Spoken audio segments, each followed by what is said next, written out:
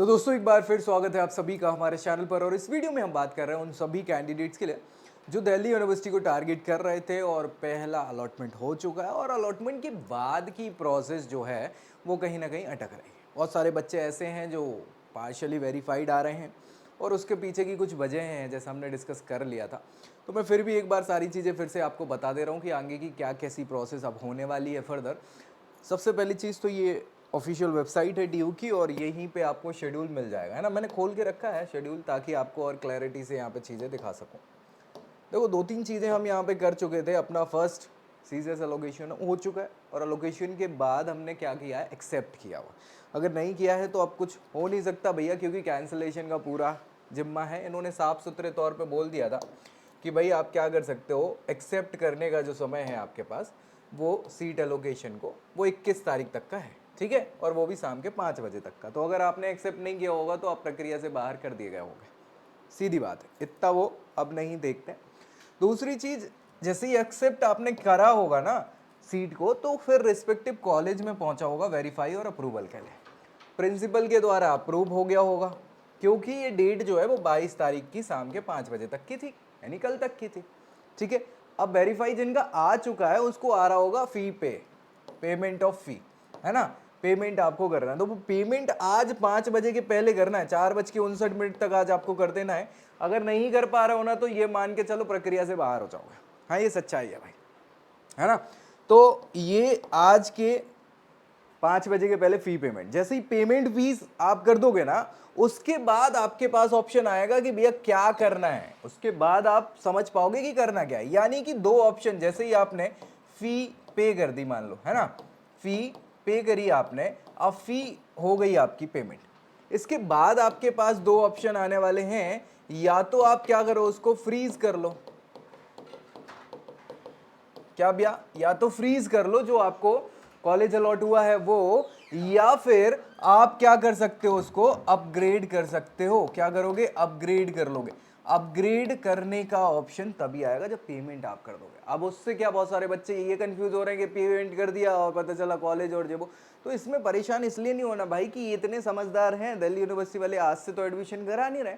उन्हें ये पता है कि इन केस आपने अपग्रेड करा, फ्रीज करा, तब तो कोई दिक्कत ही नहीं है, ये तो प्रक्रिया ही खत्म हो जाएगी। आप सीधे फर्दर सीधे कमेंसमेंट ऑफ क्लासेस में पहुंचना है आपको, जाके कॉलेज में वेरिफिकेशन, आप फिजिकली वेरिफिकेशन कराओ, डॉक्यूमेंट्स वगैरह सारी चीजें हो गई, बात खत्म। अगर अपग्रेड आपने कर दिया ना तो अपग्रेड के बाद जो भी आपने प्रेफरेंस ऑर्डर बनाया था ना भाई, जो भी प्रेफरेंस ऑर्डर आपका बना था जो भी, और मान के चलिए ये वाला कॉलेज आपको मिल गया इस वाला, तो फर्दर आपके अपग्रेड होने के चांसेस जो है ना वो अगले राउंड्स में आपको समझ में आएंगे। जिस भी जगह पे अपग्रेड होगा तो उस कोर कॉलेज की जो फी होगी, जो भी फी होगी वो फी यहाँ पे एडजस्ट हो जाएगी।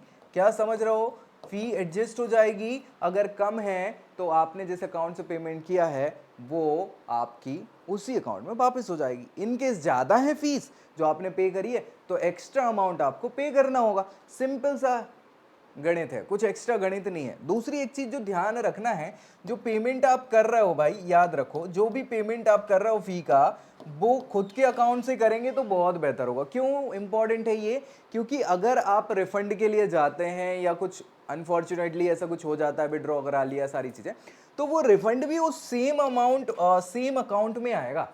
समझ रहे हो ना, जो भी चार्जेस वगैरह अगर उसके कटने होंगे, डिडक्ट होने होंगे, तो उसके बाद जो अमाउंट है वो उसी अमाउंट उसी अकाउंट में वापस आएगा जिससे आपने पे करा हुआ है। सो कोशिश ये करना है कि आपकी खुद की अगर नेट बैंकिंग से आप कर पाओ तो बेहतर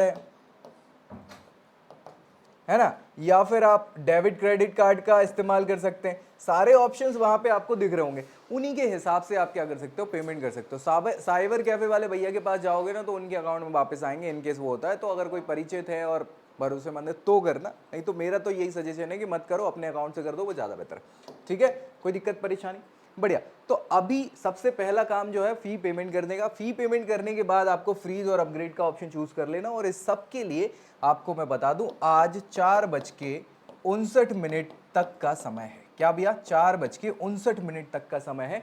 सो वो होने से पहले ये पूरी प्रक्रिया कर दो अगर आप अभी भी अटके हुए हैं तो। जितने बच्चे हैं जिनके पार्शियली यहाँ पे वेरीफाइड आ रहा है उनका कुछ हो नहीं सकता, क्योंकि उसमें कुछ गलतियां हैं। आपने जो डॉक्यूमेंट्स दिए थे या एलिजिबिलिटी क्राइटेरियाज हैं जो 4 टिक आपके लगवाए गए थे ना, उसमें कहीं ना कहीं कोई समस्या है तो इन केस वो ऐसी है कि जिसे सॉल्व किया जा सकता है, तो अगर आपके डॉक्यूमेंट्स वगैरह तो उसको फिर से रीलोड अपलोड करने की कोशिश करो, अगर हो जाता है तो बेहतर है, अदरवाइज आपके लिए फिर समस्या का विषय है। तो ये सारी चीज़ें यहाँ पे क्लियर हो गई हैं। इसके बाद क्या प्रोसेस होगी आपका, ये सब हो जाने के बाद फिर फर्दर कल की अगर हम बात करें, क्या भैया कल की अगर हम बात करें तो कल है 24 जुलाई, क्या है कल है 24 जुलाई और शाम के 5 बजे जो है डैशबोर्ड पे आपको वेकेंट सीट डिस्प्ले होंगी। आपके जो डैशबोर्ड है ना उसमें सीट वैकेंसी आपको बताई जाएगी। सीट वैकेंसी होने के बाद आपके पास जो है फिर मौका रहेगा 24 से 25 तारीख तक का, क्या 24 से यानी कल शाम के 5 बजे से जैसे ही वो वैकेंट सीट दिखाएगा उसके बाद परसों शाम के 4:59 तक का समय ये रहेगा। वो किस लिए रहेगा कि आप अपनी जो प्रेफरेंस ऑर्डर वगैरह है उसको रीऑर्डर कर सकते हो। समझ रहे हो, चेंजेस करने का, रीऑर्डर करने का, जो भी आपकी बची हुई प्रेफरेंस है। देखो हायर ऑर्डर को ही आप चेंज कर सकते हो, लोअर वाले का तो कोई मतलब है नहीं। जो कॉलेज मिल गया है उसके ऊपर वाले प्रेफरेंसेस अगर आप ऊपर नीचे करना चाहते हो तो वो कर सकते हो और कुछ नहीं कर सकते हो।